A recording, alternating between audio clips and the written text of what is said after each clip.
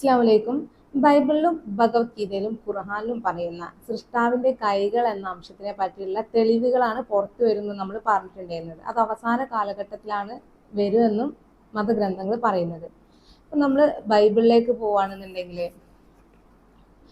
യെശയ്യാ 50:10, 11, 12, യെശയ്യാ 60:2, യെശയ്യാ 60:21, യെശയ്യാ 66:14, യെശയ്യാ 66:18, യെശയ്യാ 59:19, 18.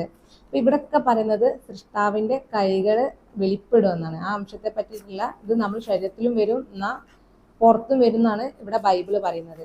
ഇനി അതേ കാര്യം ഭഗവത്ഗീതയിൽ പറയുന്നത് അധ്യായം 13 ക്ഷേത്രജ്ഞ വിഭാഗ യോഗ വാക്യം 31 ഈ കാര്യത്തെ പറ്റി പറയുന്നുണ്ട്.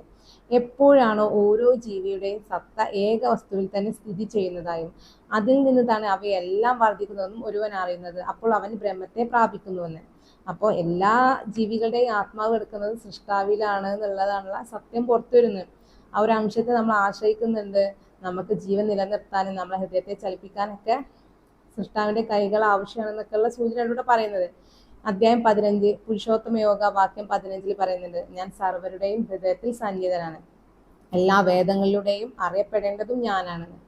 ഏത് വേദങ്ങൾ ഇട്ട് കഴിഞ്ഞാലും എല്ലാത്തിലും ഉള്ള ഒരേ ഒരു ശക്തി എന്ന് പറയുന്നത് സൃഷ്ടാവിന്റെ അംശത്തെ പറ്റിയിട്ട് തന്നെയാണ്. ഇനി അധ്യായം 10 വിഭൂതി യോഗ വാക്യം 39 പറയുന്നുണ്ട്, സർവഭൂതങ്ങളുടെയും ഉൽപ്പത്തി കാരണം ഞാനാണ്, ചരവും അചരവുമായ ഏതൊരു വസ്തുവിനെയും എന്നെ കൂടാതെ ജീവിക്കുകയില്ല എന്ന്. സൃഷ്ടാവില്ലാതെ ഒരു മനുഷ്യർക്കോ ജന്തു ജീവജാലങ്ങൾക്കോ ജീവിക്കാൻ കഴിയില്ല. ഇനി അധ്യായം 18 മോക്ഷ സന്യാസ യോഗ വാക്യം 61 പറയുന്നുണ്ട്, ഹേ അർജുന, ഈശ്വരൻ മായായ യന്ത്രത്തിൽ വെച്ചിരിക്കുന്ന വസ്തുക്കൾ എന്ന പോലെ സർവ്വജീവികളെയും പ്രവർത്തിപ്പിച്ചുകൊണ്ട് അവരുടെ എല്ലാ ഹൃദയത്തിൽ വസിക്കുന്നു. അപ്പോൾ ഏത് മതവും പറയുന്നത് സൃഷ്ടാവാണ് നമ്മളെ ഹൃദയത്തെ ചലിപ്പിക്കുന്നതെന്ന്. നമുക്ക് ജീവിക്കണമെങ്കിൽ, ജീവൻ നിലനിർത്തണമെങ്കിൽ സൃഷ്ടാവ് അത്യാവശ്യമെന്ന് പറയുന്നത്. അപ്പൊ ഈ 3 ഗ്രന്ഥങ്ങളും പറയുന്ന സൃഷ്ടാവിന്റെ കൈകൾ എന്ന അംശത്തിന്റെ പ്രവർത്തികളാണ് ഇതൊക്കെ. ഈ ഒരു സത്യമാണ് 3 മതവും പുറത്തു വരുന്നു പറയുന്നത് അവസാന കാലഘട്ടത്തിൽ.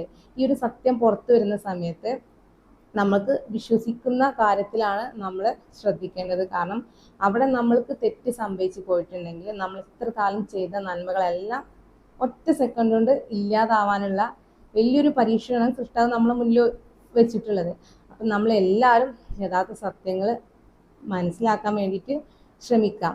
ഇനി ഭഗവത്ഗീതയിൽ ഈ ഒരു കാര്യം പറയുന്നുണ്ട്, ഈ ഒരു രഹസ്യം ഞാൻ നിങ്ങൾക്ക് ഉപദേശിച്ചു തന്നിട്ടുണ്ട്. ഇത് മറ്റുള്ളവരിലേക്ക് എത്തിക്കുകയാണെങ്കിൽ, അഥവാ ഈ ഒരു കാര്യം നിങ്ങൾക്ക് ആരാണോ പറഞ്ഞു തരുന്നത് അവനെയാണ് ഏറ്റവും കൂടുതൽ ഇഷ്ടപ്പെടുന്നത്, ഈ ഭൂമിയിൽ വെച്ച് ഇഷ്ടപ്പെടുന്നതെന്ന് പോലും പറയുന്നുണ്ട്. അഥവാ സൃഷ്ടാവിന്റെ നീതിയാണ് ഇവിടെ നടപ്പിൽ വരുത്തുന്നത്. അതാണ് നമ്മൾ ബൈബിളിൽ നേരത്തെ പറഞ്ഞത്, ഖുറാനിലും നേരത്തെ പറഞ്ഞത്. സൃഷ്ടാവ് തൻ്റെ നീതി കൊണ്ട് ഭിന്നത രീതിയിൽ നിന്നാണോ നമ്മൾ ഭിന്നിച്ചു പോയത്, യഥാർത്ഥ സത്യത്തിലേക്ക് സൃഷ്ടാവ് നമ്മളെ ചെന്നെത്തിക്കും. അത് തൻ്റെ നീതി കൊണ്ട് എന്ന് പറയുന്നത് ഇവിടെയാണ്. കാരണം സൃഷ്ടാവിന്റെ രഹസ്യങ്ങൾ നമ്മളിലേക്ക് പുറത്തു വരും. ഇനി ഈ ഒരു സത്യം പറയുന്നവർ ഏറ്റവും കൂടുതൽ ഇഷ്ടപ്പെടുന്നുണ്ടെന്നുണ്ടെങ്കിൽ അത് നിങ്ങൾ എത്രത്തോളം മറ്റുള്ളവർക്ക് ഷെയർ ചെയ്യുന്നു അത്രത്തോളം അത് യാഥാർത്ഥ്യപരമായ കാര്യമായിരിക്കും. കാരണം എല്ലാ ജനങ്ങളിലേക്കും യഥാർത്ഥ സത്യങ്ങളാണ് നമ്മൾ എത്തിക്കേണ്ടത്. നമ്മൾ യൂട്യൂബ്, നമ്മൾ ഓരോ പല ചാനലുകളുണ്ട്, പല കാര്യങ്ങളുണ്ട്, പല അറിവുകളുണ്ട്, സൃഷ്ടാവിനെ തേടിയിട്ടും അല്ലാത്തതൊക്കെ. പക്ഷെ എത്രയോ ചാനലുകളിൽ നിന്ന് എത്രയോ വ്യത്യസ്തമായിട്ട് നമ്മൾ ഈ ഒരു കാര്യം ഇവിടെ പറയുന്നത്, അഥവാ സൃഷ്ടാവിന്റെ രഹസ്യങ്ങളെ കുറിച്ചിട്ട്. ഇത് നമ്മൾ അറിഞ്ഞിരിക്കേണ്ട പ്രധാനപ്പെട്ട ഒരു കാര്യമാണ്. അതുകൊണ്ട് പരമാവധി നിങ്ങൾ എല്ലാവർക്കും അത് ഷെയർ ചെയ്ത് കൊടുക്കുക. ഈ സത്യങ്ങൾ എല്ലാവരും അറിഞ്ഞിരിക്കട്ടെ. കാരണം സൃഷ്ടാവിന്റെ അവസാന കാലഘട്ടത്തിലുള്ള തെളിവാണ് പുറത്തു വരാൻ പോകുന്നത്. അഥവാ ആ ഘട്ടത്തിലാണ് നമ്മളിപ്പോൾ നിലനിൽക്കുന്നതെന്നും. അപ്പൊ അവസാന നാളിന്റെ ഏറ്റവും വലിയൊരു അടയാളങ്ങളിൽ ഒന്നാണ് സൃഷ്ടാവിന്റെ രഹസ്യം പുറത്തു വരാന്നുള്ളത്. അപ്പൊ ഇന്ന് നമ്മളിൽ വന്നിട്ടുണ്ടോ എന്ന് ചോദിച്ചു കഴിഞ്ഞാൽ നിങ്ങൾ എന്താണ് ഉത്തരം പറയുക? എന്തായിരിക്കും നിങ്ങളുടെ തീരുമാനം എന്നുള്ളതും കൂടെ നിങ്ങൾ പറ്റുമെങ്കിൽ നിങ്ങൾ കമന്റ് ചെയ്തിട്ട് അറിയിക്കുക. അസ്സലാമു അലൈക്കും.